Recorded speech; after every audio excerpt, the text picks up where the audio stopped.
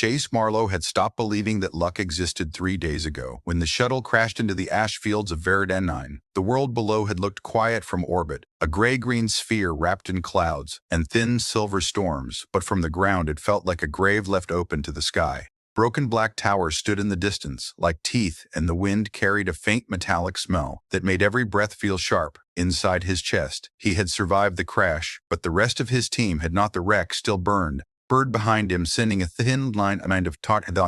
He had been trained for contact missions and border conflicts, but not for being alone on a dead alien world. With half a med kit, one energy knife, and a pulse pistol with 2 working cells left, he moved through the ruins slowly, trying to keep low among broken walls and cracked stone arches that looked far older than the colony maps had promised. Veridan 9 was supposed to be under the rule of the Thalor Crown, an advanced alien empire, powerful, secretive, and dangerous. Humans knew little about them, except their ships were fed with fat and it was for lettuce.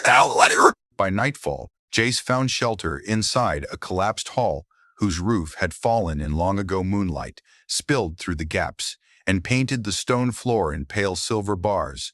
He checked the horizon twice, then sat with his back against a pillar and wrapped a pressure bandage around his shoulder. The wound was not deep, but the pain kept growing. The quiet around him felt wrong, not empty, but waiting, as if the whole ruin was holding its breath. He told himself he would rest for 10 minutes, but sleep came hard and sudden when he opened his eyes again. He was no longer alone. A small figure stood only a few feet away, watching him. Jace moved fast, reaching for the pistol beside his leg, but the child did not run. She stood still in the moonlight, no taller than his chest, with smooth blue-gray skin, large dark eyes, and a cloak that shimmered like water. Her face was not human, but her expression was easy to read. Curious, calm, almost gentle. A thin silver band circled her brow, and tiny lights glowed along the edge of it like living stars. Jace pushed himself upright, ignoring the pain in his shoulder. "Who?" he asked the child, tilted her head as if studying the sound of his voice. Then she stepped closer. He saw then that she was alone. No guards, no drones, no hidden weapons, just a child in the middle of enemy territory staring at a wounded human like he was something from a story. "You should not be here," Jace said, more to himself than to her. The child lifted one small hand and touched his sleeve. Her fingers were cool but steady. Then she spoke in careful, accented trade speech. "My mother likes you. Be my father for a moment." Jace thought the pain in his head had made him hear wrong. He stared at her, unable to answer. The words were clear, simple, impossible. "What?" The child repeated it with even more confidence. "My mother likes you." Jace let out a short breath of disbelief. This had to be a trap, some kind of alien test or cruel joke. But the child only watched him with patient eyes, as if she had said the most normal thing in the world. Before he could speak again, a distant sound rolled across the ruins. Metallic boots, striking stone voices, sharp and fast. Then a bright beam cut through the broken hall from outside, searching. The child turned toward the noise, and for the first time, fear crossed her face. "They are coming," she whispered. "Who is coming?" "Hunters," she said, then grabbed his hand. "You must come now." Jace almost pulled away. Every instinct screamed at him not to trust her. But the beam outside moved closer, and more voices echoed through the hall. These were not rescuers. He knew that much. He heard one word repeated in a harsh, alien tongue. The translation unit in his collar caught only fragments. "Fugitive outsider, kill if resisting." The child tugged harder. There was no panic in her movement, only urgency. She led him behind a fallen slab at the back of the chamber and pressed her palm to a carved mark in the wall. Stone groaned and shifted, revealing a narrow, hidden passage filled with blue light. Jace looked from the opening to the child and back again. If he followed her, he was walking deeper into alien territory. If he stayed, he would likely be found within seconds. The search beam flashed across the room and voices shouted, "Move, Jace," muttered. "Move, Jace," muttered. They slipped into the passage just as boots thundered into the hall behind them. The stone sealed shut with a low grinding sound, cutting off the light and noise of the search party. The tunnel beyond was smooth, warm, and alive, with faint currents of light running through the walls like veins. The child kept moving fast and silent, guiding him down. Sloping paths and silent, guiding him down. Sloping paths and around curved corners, while far above, muffled alarms began to rise. Who are you? Jace asked again. Between breaths, she looked back at him. My name is Sira. Where are you taking me home? She said.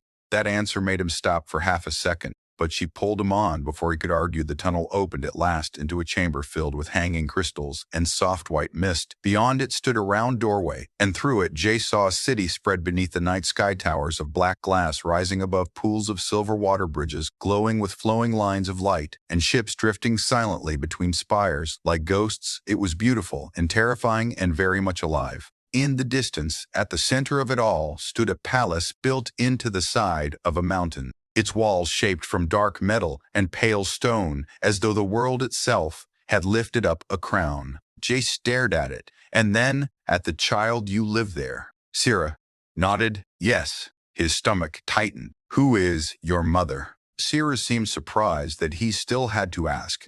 She lifted her chin with a quiet pride and said, My mother is Queen Ilarion. The name hit him harder than the crash had. Every human officer in the frontier had heard it. Queen Ilarion, ruler of the Thaler crown, a leader wrapped in rumor. Some called her merciful, others called her cold. All agreed on one thing: she was not a being one stumbled upon by accident. Jace stepped back from the doorway. There is no way I am walking into the home of an alien queen because her child decided I should. Sira frowned, not angry, only confused.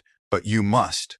Why? Because she saw you, she said. Jace went still. What do you mean she saw me? At the crash, she answered. From the high tower, she watched the fire in the sky, and she said the human did not run from death. He carried another until the fire took them both. Then she said you were brave and sad and alone. Jace remembered. Lieutenant Kane, trapped under the shuttle frame, remembered trying to lift burning metal with blistered hands, remembered the heat, the smoke, the useless promise that help would come. He had not known anyone was watching. Sira stepped closer and placed both hands around one of hers were tiny compared to his, but the hold was firm. I asked if humans can stay when they are afraid. She said yes, some do. Then I asked if humans can love those not born from them. She said yes, some do. Then I told her I wanted one like that. Jace could not think of anything to say. Voices echoed faintly from somewhere behind them in the tunnel. More searchers may be closer than before.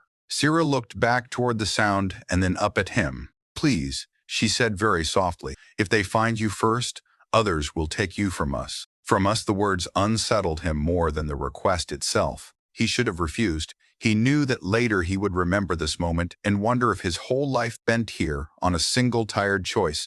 But he looked at the child standing alone in a hidden chamber, while soldiers hunted nearby, and something in her face did not feel false.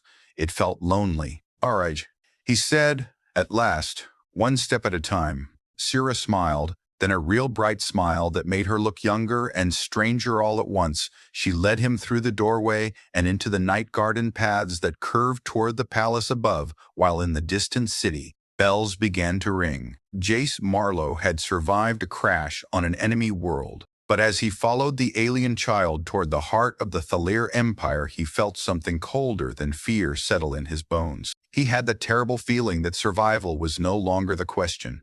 The real question was why an alien queen had watched him burn, and why her daughter believed he belonged to them. The path to the palace wound through terraces of pale trees whose leaves glowed from within like trapped moonlight. Narrow streams crossed the stone under glass bridges, and every surface seemed polished by centuries of careful hands. Jace had seen rich human capitals and military command, citadels, but nothing like this. The Thaler Palace did not simply stand over the city. It seemed woven into the mountain, like it had grown there, layer by layer, from living rock and metal. The closer they came, the more he noticed. Silent figures, second narni learned spark city murdered slow lolenia quid and happens more at also murdered some of it mix the rig that bothered him more than open hostility would have.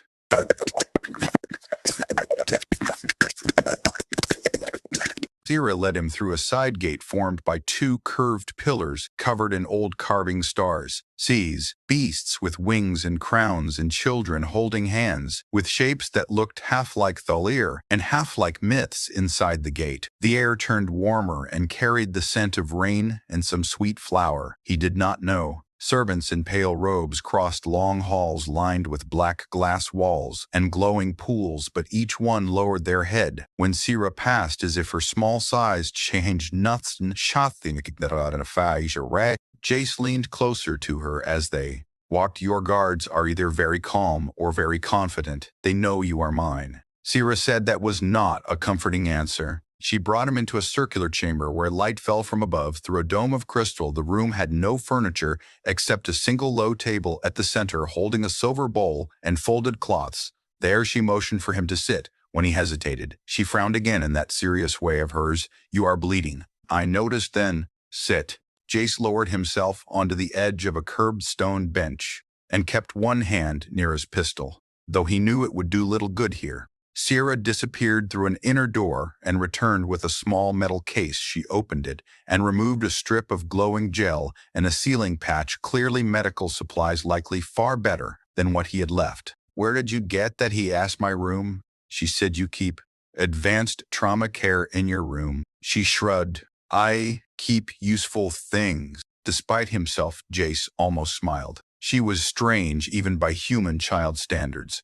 But there was something direct about her that cut through fear. She cleaned the wound on his shoulder carefully, then pressed the patch in place. The pain faded almost at once under a cool numbness.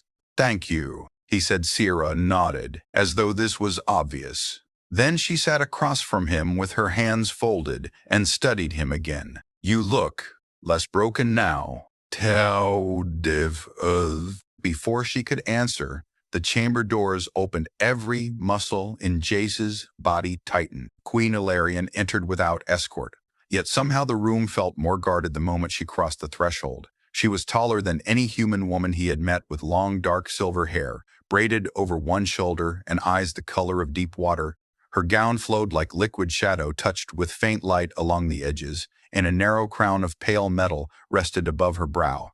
She did not move like a ruler trying to impress. She moved like someone who had never needed to. Sira rose at once. Mother Ilarian placed a hand gently on her daughter's head, but kept her gaze on Jace. So this is the one. Jace stood despite the warning pain in his legs. If I had known I was being invited to a royal audience, I would have tried harder to look presentable. One corner of her mouth moved in something almost like amusement humor. After trespassing in my world is either brave or foolish, usually both, Jace said. The queen stepped closer. Her presence did not feel cruel, but it carried weight the way gravity did, impossible to ignore. You may put away the weapon, Commander Marlowe. If I meant you dead, you would never have reached this room. He froze at the use of his name, then slowly removed his hand from the pistol grip. How do you know who I am? I know every ship that comes near my borders, she said, and I know the names of those who survive against the odds. Jace glanced at Sira. You told her to bring me here. No Ilarian said she made that choice herself. Sira lifted her chin proudly. I told you she liked you. Jace rubbed a hand over his face. This is absurd. With respect, Your Majesty, your daughter found me in the ruins, told me you liked me, and asked me to become her father. That is not a sentence I ever expected to hear, and I would very much like to know why I have not been arrested, executed, or thrown out a window. Ilarian looked down at Sira, then back at him. Because my daughter has never asked for anything of her own. Before the room fell quiet, Sira's expression changed just slightly. Not shame, not sadness, exactly, but old loneliness in a very young face. Ilarian walked to the center table and poured clear water from a thin silver vessel into 3 small cups. Sit, both of you. They obeyed. For a moment, the queen said nothing, as if deciding how much truth to offer. At last she spoke. Sira was born after the Crown Wars, after betrayals, after too many funerals. Her father died before she could remember his voice, and since then this palace has given her safety, but not family, not in the way a child understands it. Jace looked at Sira. She kept her eyes on the cup in front of her. Ilarian continued. Today from the tower she watched your shuttle fall. She saw the fire and the soldiers moving to seize the site. I sent scouts to confirm whether any lived before they reported back. She disappeared from her lessons, stole access to the lower passages, and went to find you herself. Because I saw you carry another human, even when the fire was close. Sira said quietly. You stayed, Jace. swallowed hard, and stared into his cup. Ilarion studied him. The frontier tells many stories about humans. Most are violent. Some are false. A few are useful. But my daughter believes there is a difference between a weapon and a person. She wished to test that belief by asking a stranger to become her father. Sira answered before her mother could, because strangers can still stay. Jace looked at her again, and this time the meaning beneath the words came through. Not a childish game. Not exactly. She had chosen the strongest promise she knew how to make. If he said yes, he would stay. If he stayed, maybe he would not leave her like the others in her life had. That realization made the whole chamber feel smaller. Queen Ilarion folded her hands. Your presence here creates danger. Commander, there are factions in my court who already dislike my decisions. If they learn a human entered these halls, some will see insult, others opportunity. My generals will demand you be questioned. My rivals may try to use you against me. Then let me go, Jace said. Sira's head snapped up. No. Ilarion's gaze did not shift. If I send you out now, you die before dawn. The same hunters searching the ruins do not answer to me directly. They belong to houses that would rather start a war than allow uncertainty near the crown. Jace exhaled slowly. So I am safer in the palace of an alien queen than outside it. For tonight, yes, she said. And tomorrow, that depends on whether you are what my daughter believes. Sira leaned toward him. You are, Jace almost laughed from exhaustion. He set down the cup and met the queen's eyes. What exactly does she believe? That you know how to protect, without owning, that you can care without demanding, and that even in fear, you will stand between danger and someone weaker than yourself. Ilarion said she believes you could teach her the kind of strength our world has forgotten. The words hit harder than accusation. Would have this was no simple rescue or royal whim. They were looking at him as if he might fill an absence in their lives. And in this empire, he had lost his team, his mission, and perhaps any easy path home, but not his sense of what promises cost. I am not anyone's father, he said at last. Sira answered with the calm certainty of a judge. You can learn.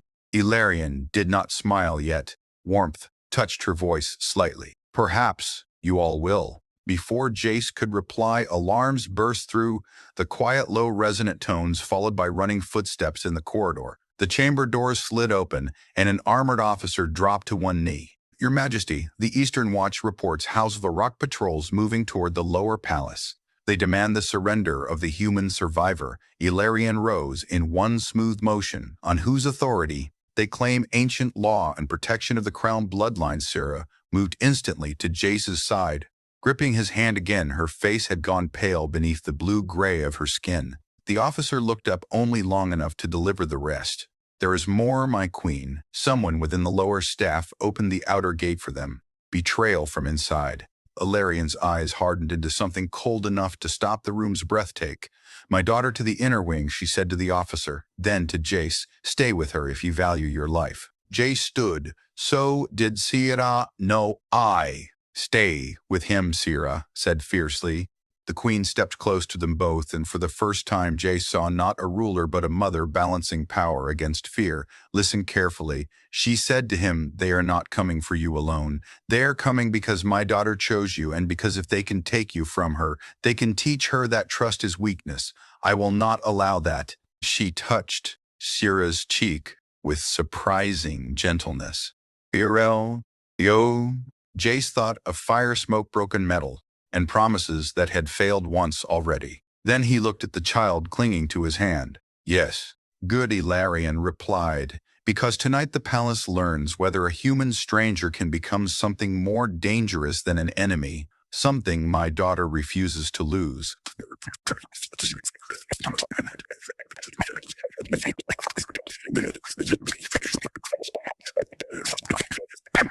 The inner wing of the palace lay beyond 3 sealed doors and a corridor lined with thin streams of water that fell from the ceiling into channels in the floor. Every entrance required coded marks from the guards and a spoken command in the old Belair tongue. Even then, Jace did not feel safe. He had spent enough time in military compounds to know that strong walls usually meant someone expected a serious attack. The officer who escorted them introduced herself only as Captain Sirith and kept a respectful distance from Sira while watching Jignau to tennis. They mighty secret arpid lobum to the quick. They stopped in a chamber overlooking a deep garden enclosed by crystal panes. Trees with silver bark bent over still pools and long fish of living light moved beneath the surface. It should have felt peaceful, but the city beyond the glass was alive with motion, patrol craft crossing between towers, troops gathering at lower gates, ringing in careful patterns. War measured and waiting. Captain Sereth placed a compact rifle on a side table and looked to Jace. If the Queen wished me to trust you, she would have said so. She did not, therefore you remain untrusted but currently necessary. Warm welcome, Jace muttered. She ignored that and turned to Sira, Princess. You are to remain in this chamber until the threat is contained. Sira's stare would have made a harder soldier uncomfortable. I am not hiding. You are preserving the line. I am preserving him, she said, and pulled Jace deeper into the room. Sarah's expression did not change, but something flickered in her eyes. Frustration, perhaps, or concern. She gave 2 sharp orders into a wristcom, then left guards sealed the doors behind her. For the first time since the alarms began, silence settled around them, though it was not real silence, more like pressure before a storm. Jace crossed to the window and looked down at the garden. Your family always have nights like this. Only the important ones, Sira said. He turned and found her climbing onto a cushioned bench near the pane, as if this were any other evening. For all her calm, he could see tension in the way her hands gripped the edge of the seat. Tell me the truth, he said. How bad is it? Sira considered him for a long moment before answering in simple, careful trade speech. House Farak thinks my mother is too soft. They think she keeps peace with weak hands. They wanted war with humans. Years ago, Mother stopped it. They've hated her since then, because peace looked like weakness. Yes, and now because she brought a human into the palace, because I brought you, she corrected. He accepted that with a small nod. Fair enough. Why do they care so much about what you want? Sira's gaze drifted to the garden. Because one day I will inherit, and they are afraid of what I will remember. The words sounded too old for her age. Jace sat opposite her. How old are you? Sira, 9 cycles, she said. Then, after seeing his confusion, almost 8 human years. 8, Jace repeated.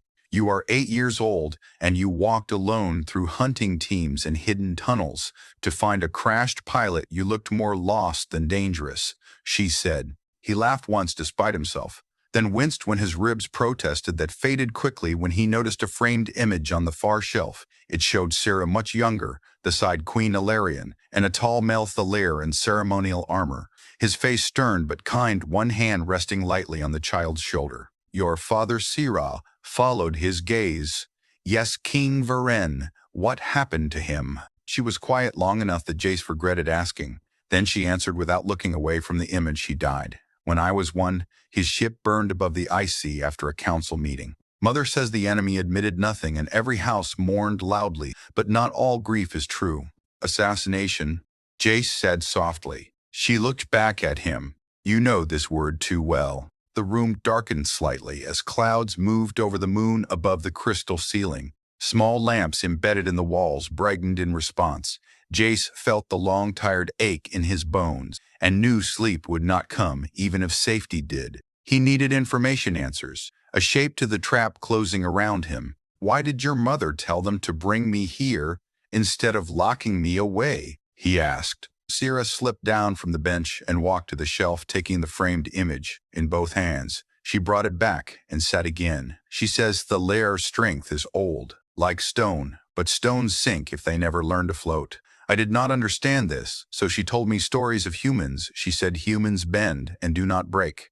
They lose and still return. They make families from strangers and homes from ruins. She wanted me to learn about. Jace frowned. If she respects humans that much, why all the secrecy? Why the patrols? Why the border wars? Because respect is not trust, Sira said. At once Mother says your people grow fast and feel deeply and break rules. When hearts are hurt, she says, that can create great beauty or great disaster. That sounds accurate. Sira touched the image frame with one finger. She also says we are becoming cold, and cold things do not protect well, only endure until they crack. Jace leaned back slowly. So I am some kind of lesson. No, she said, you are a chance. Before he could unpack that, the door chimed once and opened just enough for Queen Ilarion to enter alone. The guard sealed it again, Behind her, there was no visible sign of battle on her, but a faint dark stain marked one sleeve, and the air around her had sharpened. "Is it over?" Jace asked. For the moment, she said house for rock, withdrew. After I reminded them that old laws can cut both ways. However, their retreat is not surrender. It is planning. Sierra set down the image and crossed the room at once. Mother Ilarian knelt to hold her daughter's face between both hands. "I am unharmed. Little star, did they lie again?" Sierra asked as often as they breathed. That seemed enough for the child, who rested her forehead briefly against her mother's shoulder, then returned to the bench, as if giving the adults room. Ilarian approached the window and stood beside Jace without looking directly at him. "You asked earlier why you were not arrested because part of me wanted to observe you outside a cell," she said. "Another part remembered what it is to be cornered by politics and called dangerous simply for surviving." Jace studied her profile in the reflected light. "You do not strike me as someone who sees much of herself in other people." "No," she said, "but I see enough." She turned then, and the mask of distance eased, just a fraction. "Let us set aside the child's request for a moment and speak plainly. If you remain here, you become leverage for my enemies and perhaps a symbol for my allies. If you leave, you likely die, and your death becomes useful to those same enemies. Neither outcome is simple." Jace crossed his arms. "What do you want from me exactly?"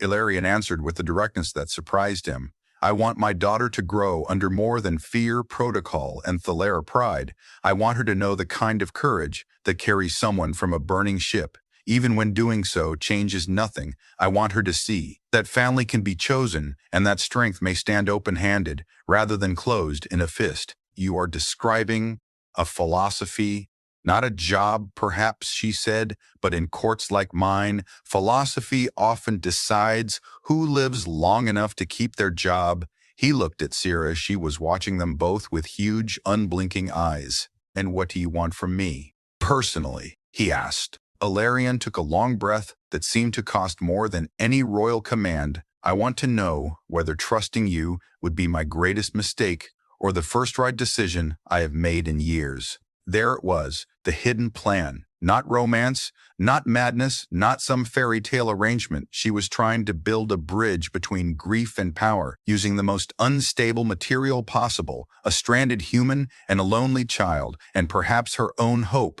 buried under duty. Jace rubbed the back of his neck. "I am a transport security commander, not a diplomat, not a teacher, not a replacement for a dead king." "No one can replace the dead," Ilarian said softly. "That is the source of half our suffering." Something in her tone made the room still. Even Sierra lowered her eyes. Jace asked the question that had been growing since the hall chamber. "Why did she say, 'My mother likes you'? Was that really your wording?" Ilarian's lips pressed together, then eased. "She observed me after I watched your crash. Perhaps I spoke more openly than I intended. Perhaps she asked why I sounded sad for a stranger. Perhaps I answered that I admired your refusal to abandon your own child. Minds are mercilessly literal when hope enters them." Jace blinked. "Your own?" "The wounded officer you carried," Ilarian said. "Sierra believed he was your son. She watched from too far to hear, and by the time the scouts corrected her, she had built the rest of the story." Sierra lifted one shoulder in a small, almost embarrassed motion. Jace stared at the ceiling once, then laughed quietly at the absurdity of it all. An empire shaking because an 8-year-old misunderstood battlefield triage and decided to recruit a father from the wreckage. But beneath the absurdity was pain and need and politics sharp enough to kill. "What happens if I say no?" he asked finally. Sierra went very still. Ilarian answered before the silence hurt more than the truth. "Then I protect you as best I can and arrange your return if any safe path exists. And my daughter learns what many rulers want her to learn, that trust is always temporary. And if I say yes." The queen met his gaze fully then, and her eyes held no softness, only honesty. "Then every house in the crown will know. My daughter chose a human guardian, and my enemies will move faster than before. You would be challenged, tested, perhaps heated, perhaps used, yet you would also matter here, in ways no weapon ever could." Jace walked to the glass and stared at the dark city below. Somewhere in that maze, soldiers prepared plots, sharpened old laws, and whispered about him, a stranger who had fallen from the sky into the center of their fractures. He thought of Earth, of the frontier, of empty barracks and dead friends. and the long habit of leaving before attachment could form because duty moved faster than roots. Behind him, Sira said in a very small voice, "You do not have to be my father tonight. You can just stay until morning." Those words struck deeper than the grander request, had she was bargaining with her own hope, lowering it to something she could survive. Jace turned back slowly and saw that Queen Ilarion had heard it too. A flicker of grief crossed her face, not for herself, but for the child learning how to ask for less. "All right," he said, "I can stay until morning." Sierra's breath caught, as if that one sentence had lifted a mountain from her chest. Ilarion inclined her head in thanks, but before anyone could speak again, the chamber lights flashed red, a harsh signal different from the earlier alarms. Captain Sereth's voice came through the wall speaker, urgent and controlled. "Your Majesty, breach in the lower archive wing, internal access only. We found 2 guards dead, and the princess learning chamber has been searched. Someone inside the palace is moving ahead of House Varrock." Ilarion's face became stone. "Who knew the child was taken to this room?" Sereth answered after a fatal pause. "Only the inner staff, the captain of the East Watch and the council liaison from House Mareth." "A second faction," Jay said, "or the same one wearing different colors?" Ilarion replied. Then the speaker crackled again with words that turned the air to ice. "We also found a message burned into the wall in old court script. It reads, 'If the human stays, the air dies.'" Sierra's fingers found Jace's hand at once and held on. And Jace understood with absolute clarity that the palace was no refuge at all. The message changed everything. Before, Jace had still imagined a path through diplomacy, a measured conversation, a guarded sunrise, and perhaps a deal for transport back to human space. After it, he saw the truth plain and cold. Someone inside the palace wanted Sierra frightened or dead, and wanted him blamed or broken in the process. It was no longer about offended nobles and ancient law. This was a direct threat against a child. Queen Ilarion moved first. She touched a panel near the door, and the chamber sealed behind layered shields of pale light. Then she opened a hidden compartment beneath the table and removed a slim weapon like a silver rod, which unfolded into a blade of humming energy in her hand. Jace had seen many things in border conflicts, but never a monarch arming herself in her daughter's room with such practiced calm. Captain Sereth arrived seconds later with 4 guards. 2 remained outside while she entered and bowed. "Once there is more. Your Majesty, the dead guards were killed with palace steel, not foreign weapons. The killer knew the shifts and bypass routes. Inside betrayal, confirmed." Ilarion looked to Jace, and there was no distance left in her voice. "Now, only decision, Commander. Can you fight if I have to?" Sereth gave him a hard look. "With respect, my queen, a human with 1 functioning sidearm and an injured shoulder is not my first choice for inner defense." "I am standing right here," Jace said, "and I meant you to hear it," Sereth replied. Sierra stepped between them like a blade in a child's shape. "He stayed when others came to kill him. He stays again. You will not speak as if he is already weak." The room went silent. Captain Sereth lowered her head at once. "Princess, I meant no insult." Jace looked at Sierra, then at the queen, and understood something about the Lair court life in a palace of calculated words.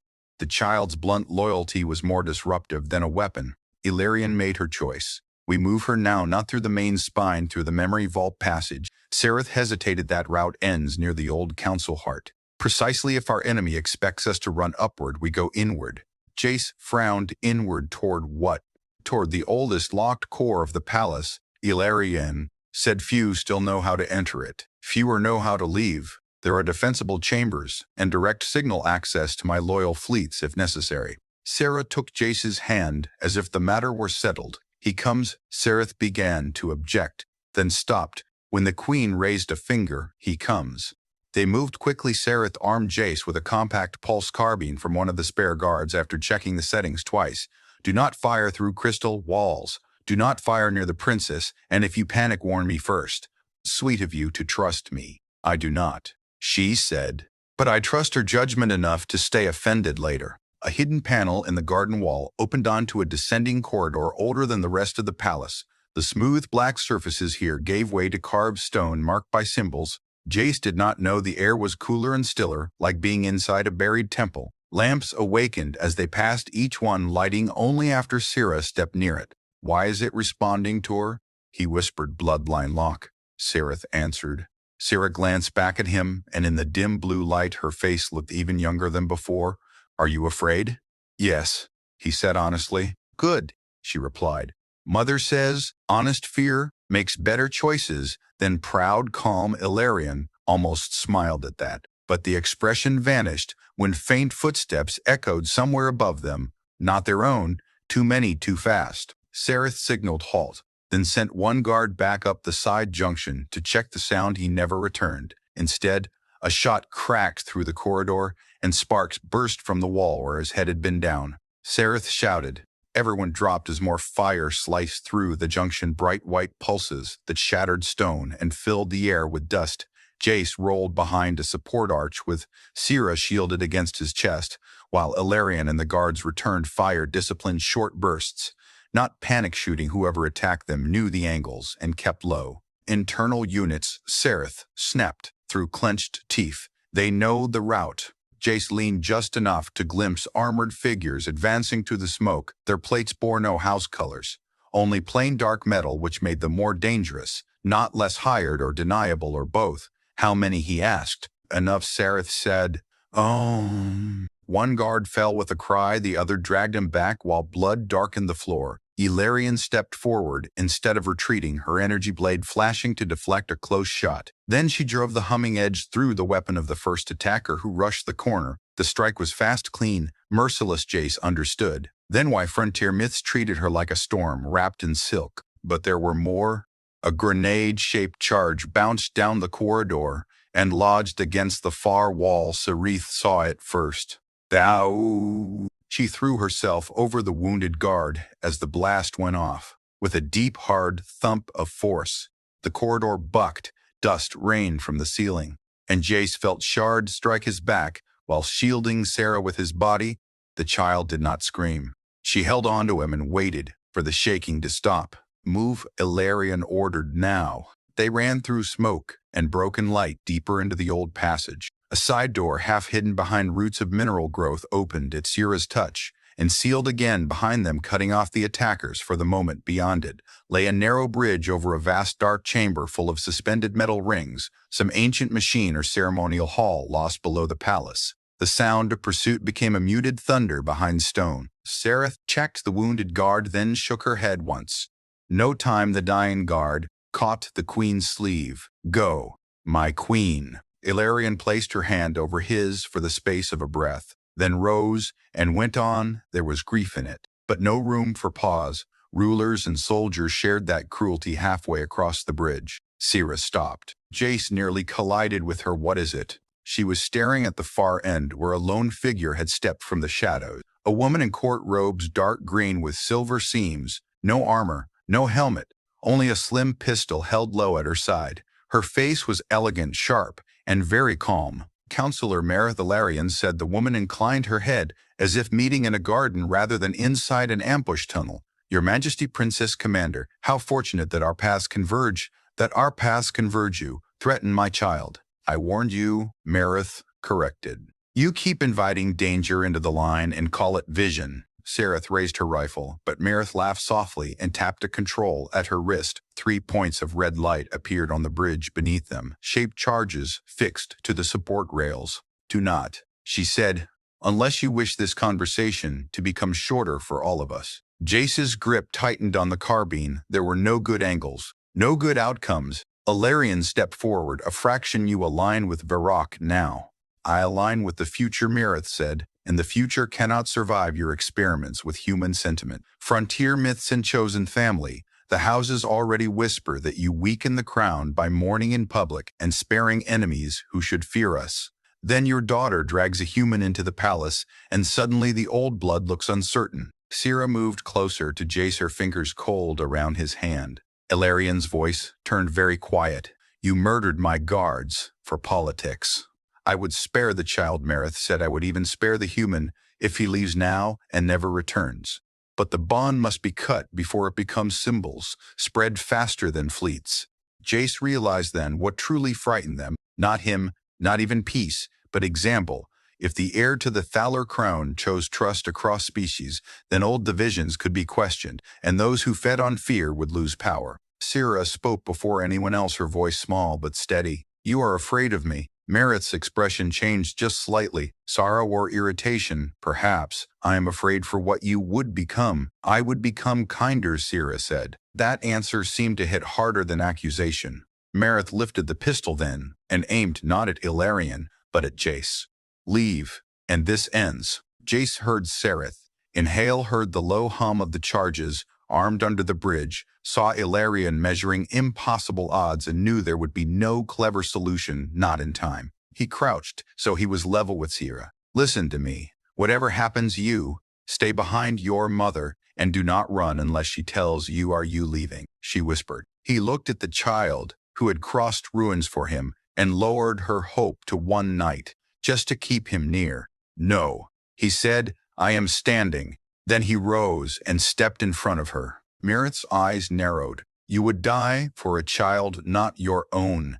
Jace lifted the carbine. Maybe that is why she picked me, the counselor fired. Jace moved at the same instant, not away, but forward. The shot burned across his side instead of his chest, and he slammed into the bridge rail hard enough to shake it. Sirith opened fire. Ilarion lunged like a blade given life. Meredith tried to trigger the charges, but Sira screamed a command in the old tongue, and every red light on the bridge died. Bloodline override. The bridge erupted into chaos. Sereth's rounds shattered Meredith's wrist control. Ilarion struck the pistol aside and drove her blade through the rail inches from the counselor's throat, not killing, only pinning her robe and hand to the metal with sizzling light. Jace dropped to one knee, pain ripping through his side. But he kept the carbine up, scanning for more attackers. There were none. Only the queen breathing hard, the captain covering the prisoner, and the child staring at her own shaking hands, as if she had not known such a command existed inside her. Meredith looked from Sira to Jace, and for the first time fear showed plainly. You see, she whispered to the queen, she will change everything. Ilarion answered without looking away from her daughter. Yes.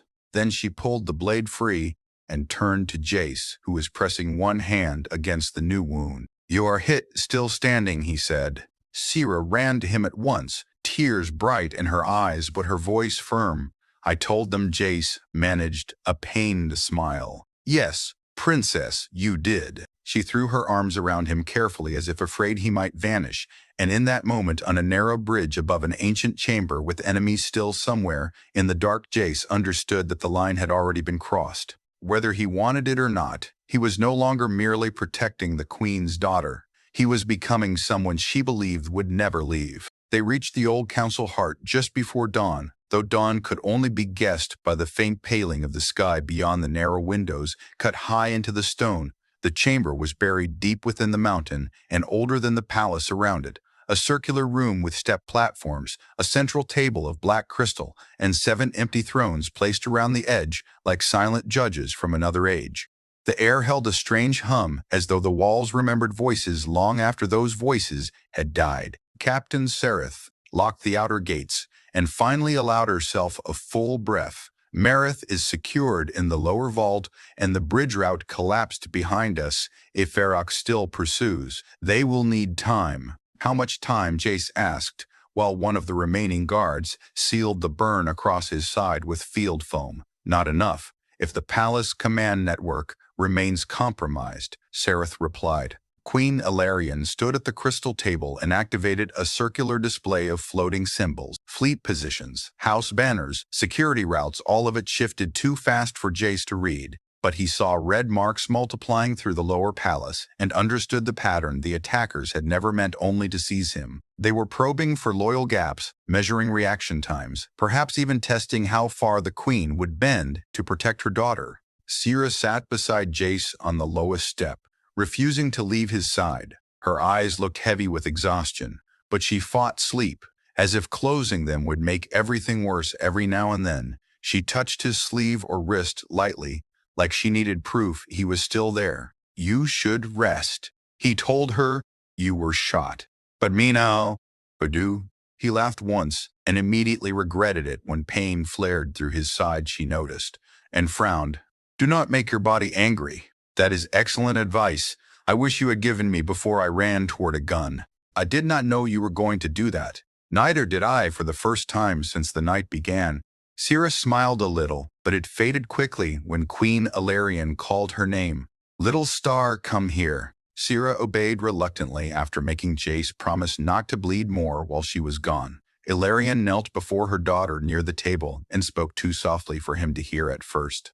Then the queen looked toward him and beckoned him closer. Jace rose carefully and joined them. Sireth remained near the gate, pretending not to listen, which meant she heard every word. Ilarion placed one hand on Sira's shoulder. What happened on the bridge should have been impossible.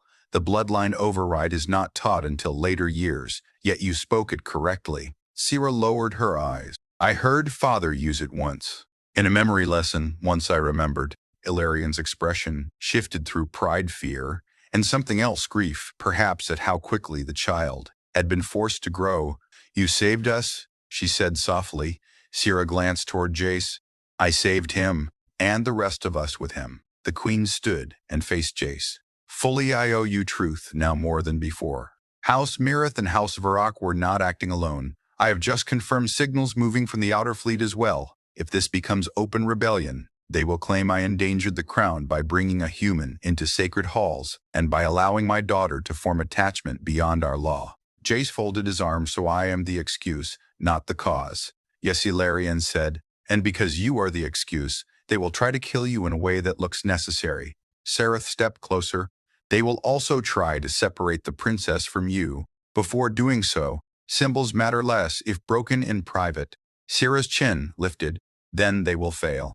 Jace looked between them all and felt the weight of the next question before he asked it. What are my options now?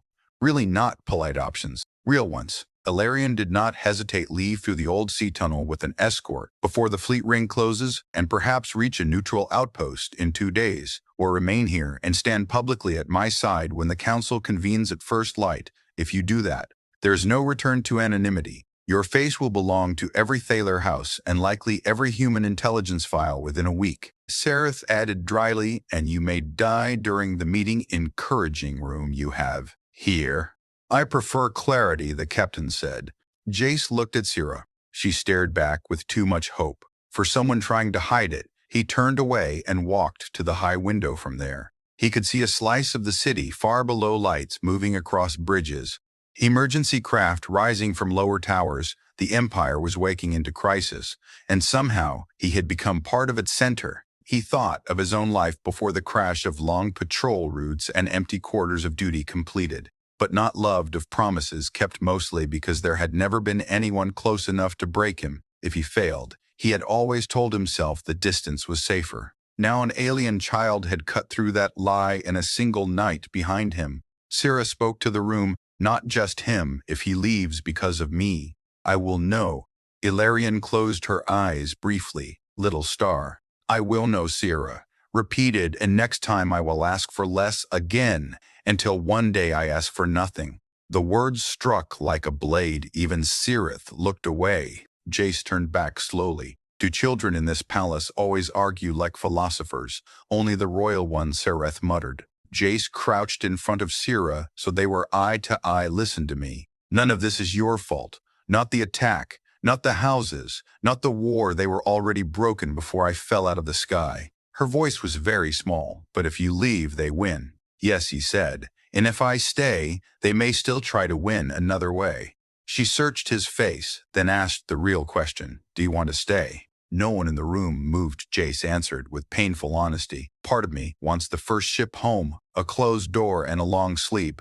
Part of me wants to forget this palace exists. Sira's shoulders lowered a fraction, but he continued, I do not want you learning that caring for someone is what puts them in danger. And I do not want men and women who threaten a child to decide the shape of your future. She stared at him, hardly breathing. So I am staying, he said, until... Sira launched forward before anyone could stop her and hugged him around the neck so hard he almost lost balance. Careful, he laughed, wincing through the pain. Ilarion watched them, and for the first time since he had met her, the queen allowed herself visible relief. It changed her face more than any crown ever could. Sereth made a low sound that might have been approval hidden inside annoyance. The plan formed quickly. After that, the council would be summoned at first light under emergency law. All great houses with inner representatives would attend by force of tradition. The session would be held in the high tribunal chamber above the palace heart, a place impossible to storm without exposing up in rebellion. Ilarion would present the captured counselor Mareth the evidence of internal murder and the attempted abduction of the heir. Then Jace would appear, not as prisoner or hostage, but as sworn temporary protector to the princess by the queen's own decree. Temporary, Sareth said while fitting armor plates onto his borrowed undercoat, because if you survive the morning, you can negotiate a better title later. That sounds fair. She tightened one strap hard enough to make him grunt. Good.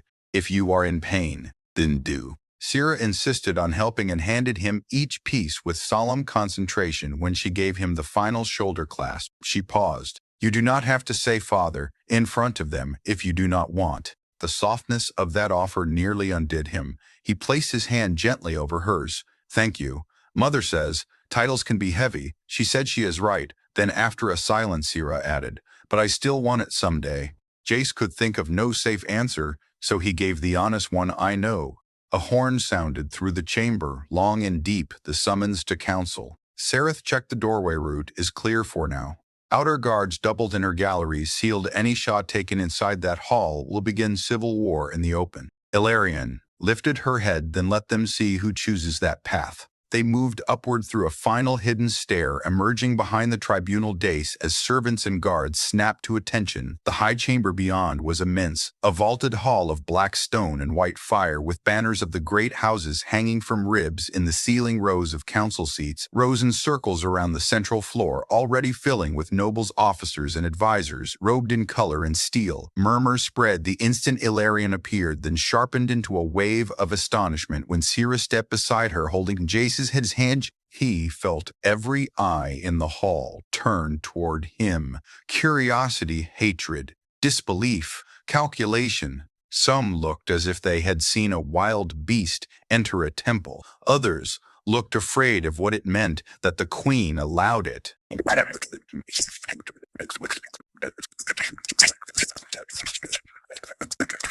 Captain Sareth took position behind them. With guards on either side, Mareth was brought in under restraint, face pale, but still defiant.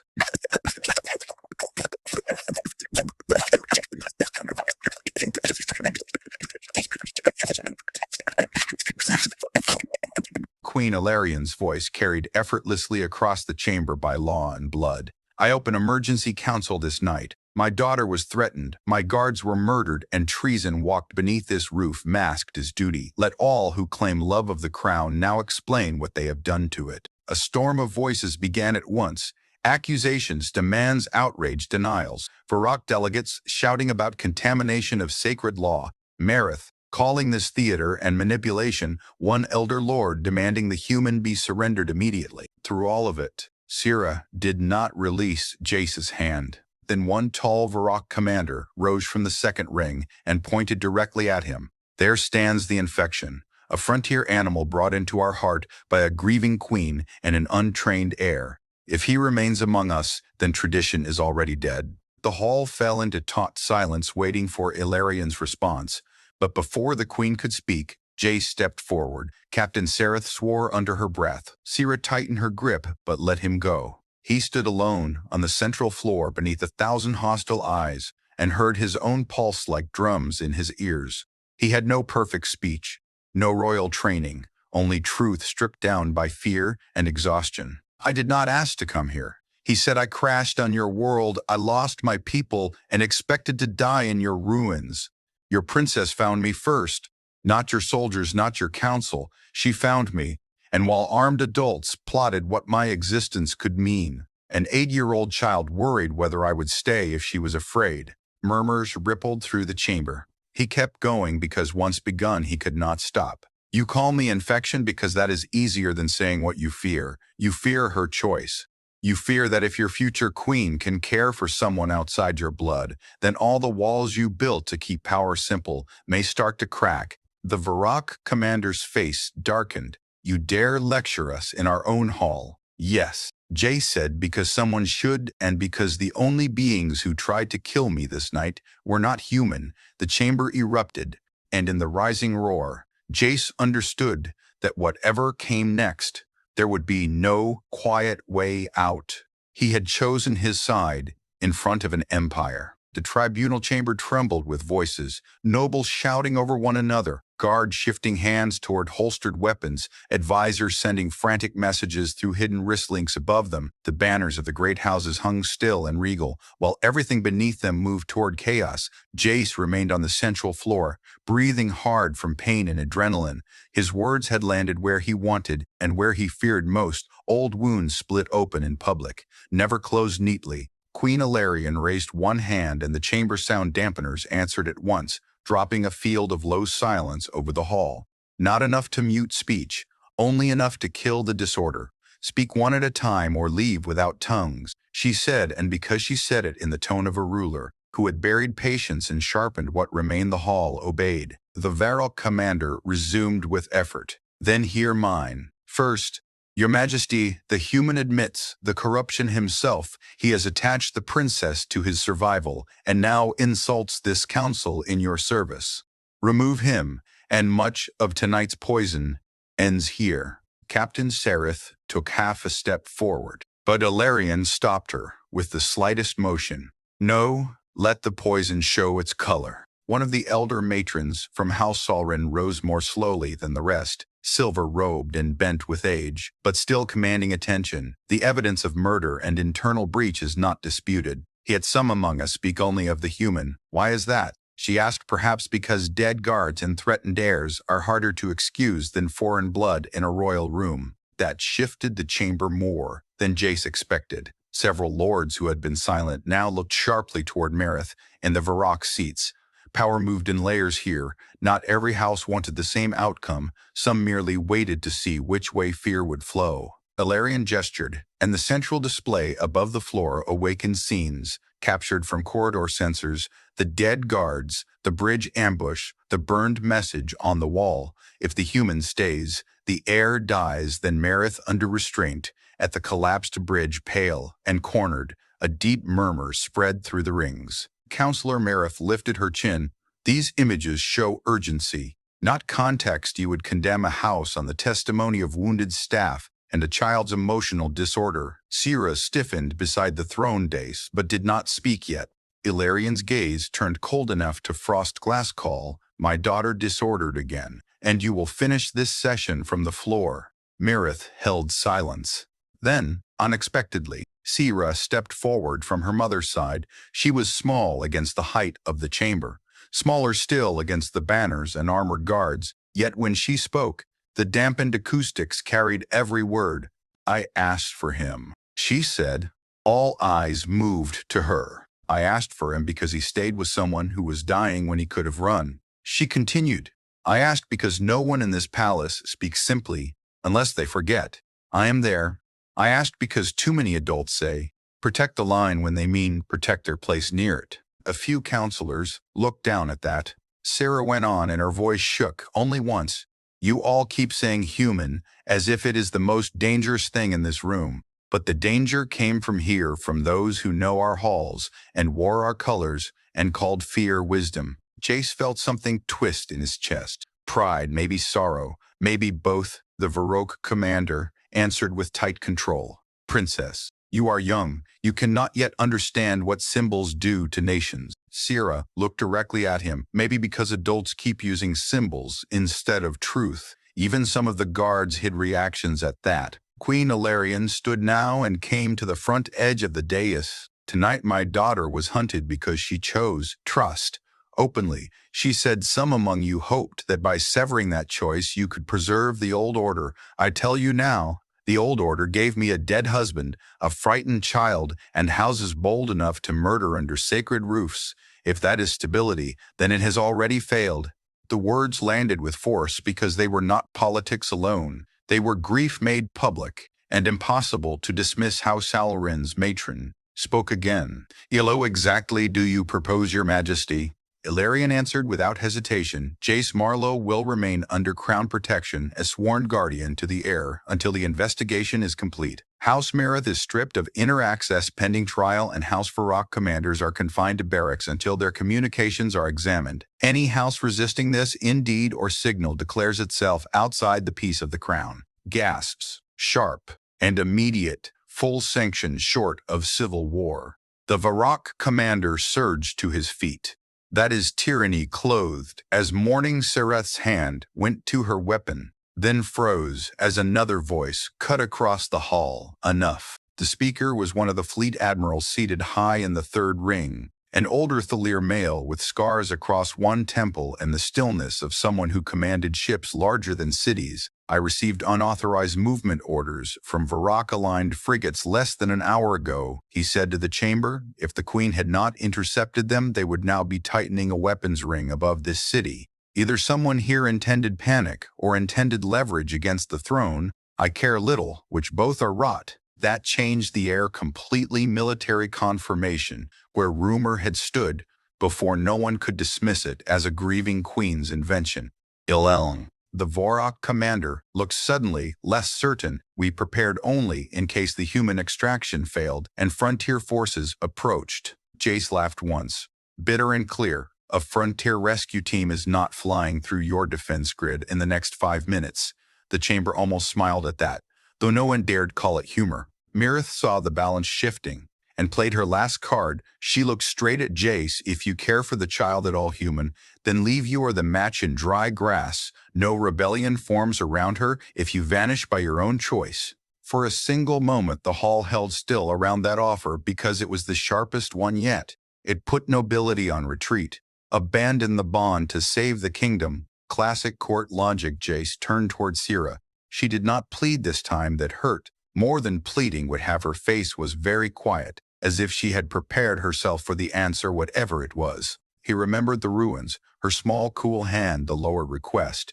In the council heart, you can just stay until morning, and understood that this was the real test, not of bravery, but of constancy. He faced the chamber. No, he said just that one word, but it echoed. Then he continued, I have spent most of my life moving from post to post, making sure cargo arrived at borders held that other people got home. I was good at leaving before anything asked more of me. This child asked more with one sentence than anyone ever has, and all of you tried to teach her that caring for someone is weakness. I will not help you teach that lesson. Syrah's eyes filled, though she remained straight as a spear. Jace gestured toward the nobles. You want order? Fine, here are some. If anyone wants to challenge my presence, do it honestly, not through assassins, not through threats written on nursery walls. Stand up in the light and say you are afraid of an 8-year-old learning compassion from someone outside your blood. Nobody rose. The silence after that was longer than any speech.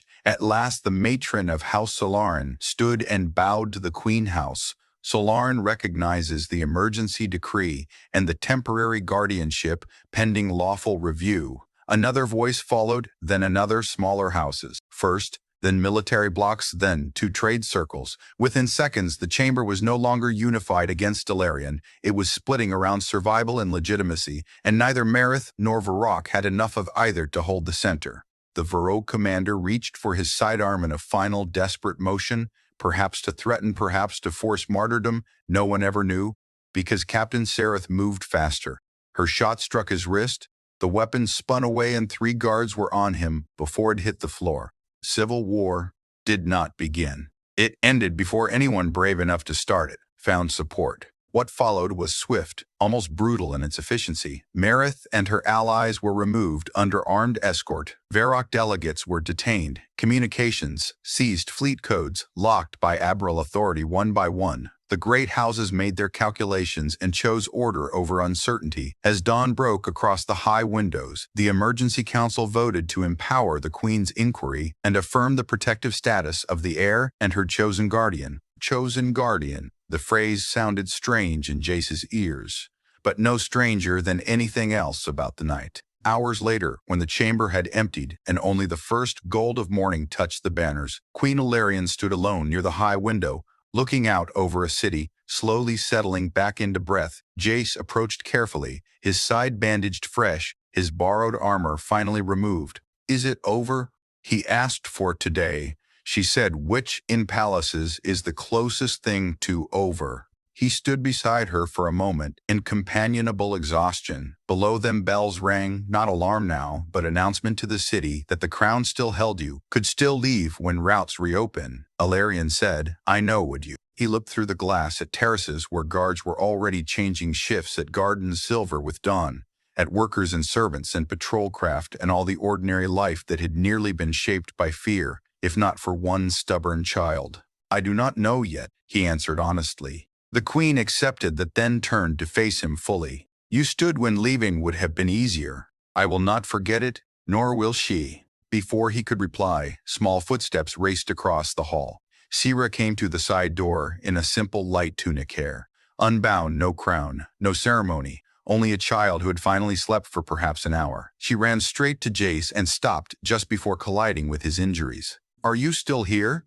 She asked Jess. Good, she said with total seriousness, because I already told the garden keeper you will like the upper lake and the red fruit trees, and Captain Sereth says if you stay longer she will teach you the spear so you stop getting shot with poor form. Jace stared at her, then laughed fully this time until even Ilarian's composed expression broke into a small, genuine smile. Sira reached for his hand more gently than before and looked up at him. I know you said not tonight, but can I still ask someday? There it was. Again simple, fearless now. Not a desperate request, but a hope offered room to grow. Jace knelt, despite the ache, and met her eyes. Someday is a large place, he said. Her face fell a fraction. So he added, but yes, you can. Ask. That was enough. Her smile returned like sunrise over water. She leaned forward and pressed her forehead lightly to his in the thalared gesture he had seen between her and her mother. Then, without embarrassment, she said to the whole bright hall, I knew he would stay longer than morning. Queen Ilarian moved closer and placed a hand on her daughter's shoulder, and then unexpectedly on Jace's uninjured arm. Not possessive, not royal, simply grateful. Our world will not make this easy, she said. Jace glanced from mother to daughter and back. After the last day, easy sounds suspicious anyway. Sereth appeared in the doorway with her usual severe calm, though the corner of her mouth hinted at defeat in the war against emotion. Breakfast has been prepared, she said, and 3 houses have already requested polite meetings with the human guardian. Apparently, now that no one is openly murdering you, they wish to discover whether you are useful at dinner tables. That may be the most frightening thing yet, Jace said. Ira tugged his hand. Come before the fruit is gone. They walked together out of the high hall, the queen beside them, the captain behind them, dawn spreading across the palace roofs and the city beyond in the distance. The ruins where Jace had first hidden were only a dark mark against the land, almost unreal now. He did not know what title he would carry in the weeks ahead. Guardian advisor, target guest. Perhaps something harder and stranger than all of those. He did not know whether one day he would leave, or whether this mountain palace and the child who found him in its shadow would become home. But as Sira held his hand with complete trust, and Queen Ilarian looked toward the waking city with the first calm he had seen on her face, he understood one thing clearly. He had not survived Veridon 9 by accident. He had been carried from fire into a family that did not yet know its full shape. And for the first time in many years, the future in front of him felt less like a road to endure and more like a place where staying might matter.